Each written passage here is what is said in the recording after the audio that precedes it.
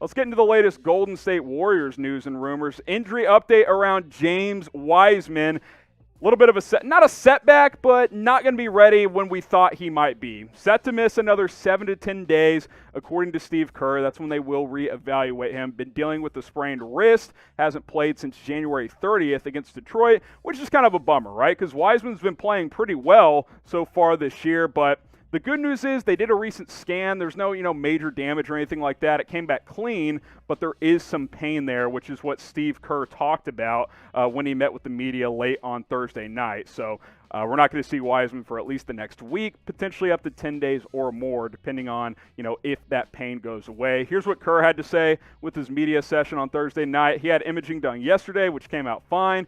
He's healing. Unfortunately, he still has pain. As long as there is pain in the wrist, we have to keep him back. We just have to watch him over the next week and see how he does. Hopefully the pain will subside. And yeah, look, James Wiseman is a major investment for Golden State, and this is still a raw prospect, right? He played three games at Memphis in college before the NCAA violations kicked in, and he decided to just opt out and get ready for the NBA. They took him number 2 overall, and he's been good, right? 12 and 6 in 21 minutes. Those are good per 36 numbers. If you round that up, that's, I'll do the quick math here, almost 20 points and 11, 12 rebounds. Pretty good for James Wiseman as a rookie, especially on a team that hasn't really played historically with a true center, which is what James Wiseman is. I think he's been better than advertised when he has been out there, but with the sprained wrist, you're going to take your time and, not force the issue, especially since Golden State, as of now, isn't exactly a major contender for this season.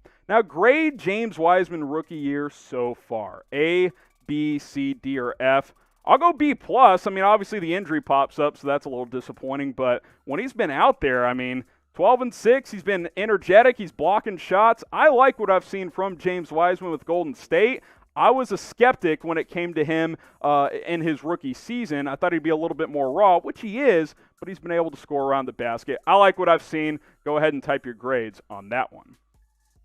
Get subscribed to the channel because here's the deal. More subscribers means more videos for you guys. The latest news, rumors, injury updates, whatever it is, game updates. We're going to cover it here on this channel. So hit that big red button and subscribe today. If we get more subscribers, we'll be able to do more videos just for you guys. Today's show is presented by Pro Flowers. Valentine's Day is approaching quick, and even if you see this video after Valentine's Day, you can still get 15% off all gifts and flowers at chatsports.com/flowers. Go to that link. It'll be in the comments. It'll be in the description. Get 15% off all these different flower arrangement options and some goodies as well. We got this chocolate tower. You can get the flower and chocolates combo.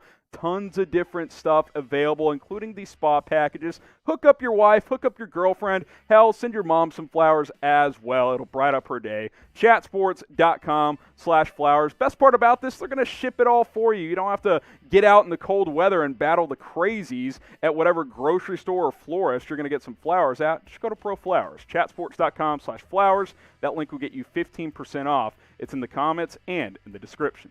Let's talk Steph Curry here because I don't know if you guys have noticed, but he looks like MVP Steph again, especially in his last 10 games or so. He's really hit his stride. I think he started this year 4 for 23 from deep through the first 3 or 4 games. Since then, he shot like over 46% from 3. He's been awesome. Playing at a very, very high level. And the reason I want to talk about this is I want to know if Golden State may consider being buyers at the NBA trade deadline. That's kind of weird to say because after the Klay Thompson injury, you're like, this year's probably another wash. You don't have your number 2 guy next to Steph Curry. Draymond doesn't look like the same player. Here's my thing, though. If you don't consider buying, you're just wasting an MVP caliber year from Steph Curry. He's not getting any younger. He's 32, 33 years old now. Look at what he's doing. 30 points per game, 5.5 rebounds, 6 assists. He's shooting over 43% from 3, and that was after being awful the first 3 or 4 games of the season. He's been absolutely fantastic, and look what he's done the last 2 or 3 weeks, last 10 games. Over 33 a game, 5.5 rebounds, 5.5 assists, over 51.5% from three, and that's with all these teams they're playing knowing that he's really the only guy who can torch him. I know we saw the Kelly Oubre 40-burger against the Mavs about a week ago or so. Kelly Oubre ain't scaring anybody. Steph Curry is the guy that every team, when they play Golden State, is like, hey, they don't have Clay, Curry's the only guy who can light us up. Steph Curry absolutely deserves to be in the MVP race, and I believe the Golden State Warriors owe it to him to be active at the NBA trade deadline. Take a look and see what's out there, because you're not going to get many more seasons of Steph at this level, in my opinion. Maybe 2 or 3 more years, maybe. I know his game isn't based on elite athleticism, but he's not going to be averaging 28, 29 when he's 37, 38 years old. And he's not that far away from being pretty old for NBA standards at this point in his career. So hopefully they do something at the trade deadline, because I was like a lot of you. After Clay went down, I was like, well, this is going to be a punt year for Golden State. They might even be sellers.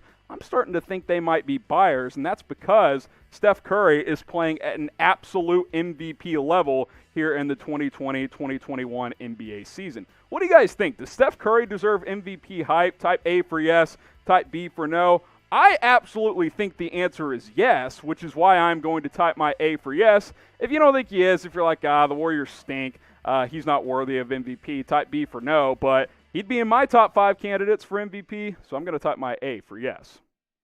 So now you kind of think about it, okay, is Golden State going to consider being a buyer? Well, you got to be realistic in the West.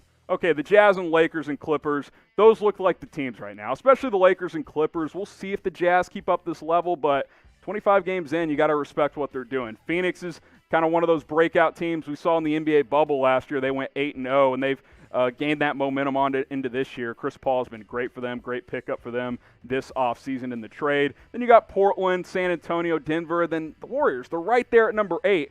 I think if you could get a big-time sidekick for Steph Curry, that's at least a top 4 or 5 team in the West. That's something you got to consider, right? I know you're thinking, oh, well, can we challenge the Lakers? And maybe the answer is no, and maybe that is a decision to say, okay, well, we're not going to do it.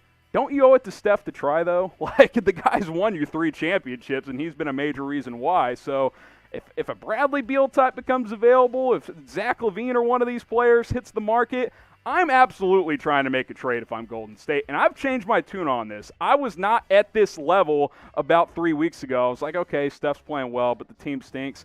Oubre's picked it up. Wiggins is playing a little bit better. Draymond still stinks. He can't shoot. But, hey, get someone in there that can help score from the outside, and I think this team can maybe do some damage, especially if James Wiseman does get healthy for the final stretch of the season. I look at this starting 5, and you're like, oh, it's okay. The problem is the bench is not very deep. I mean, Wanamaker, he's trash.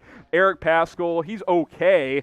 You keep up with these teams in the West, they go 8, 9, 10 deep. Curry can go with anybody. Wiggins and, even Draymond from a defensive standpoint, yeah, they've been there, done that, at least Draymond has, but they don't have nearly enough firepower, in my opinion, to try and compete in the playoffs. They'll get run if they don't make a move. You get another 20, 22-point scorer in there next to Steph Curry, I think this is a team that could contend in the Western Conference as soon as this year, which is not something I would have said just 2 or 3 weeks ago. So should the Dubs make a trade? Type Y for yes, type N for no. I think I've been pretty clear. I think they should try and make a trade. Obviously, you don't force it. You don't just, sell everything to try and bring in a Bradley Beal in here. But I'm exploring it if I'm the Warriors. I'm doing everything I can to get someone in here next to Steph Curry because, like I said, you're just not going to have many MVP-level years away or left from Steph Curry from here on out. So type Y for yes, type N for no. Should the Golden State Warriors make a trade before the trade deadline?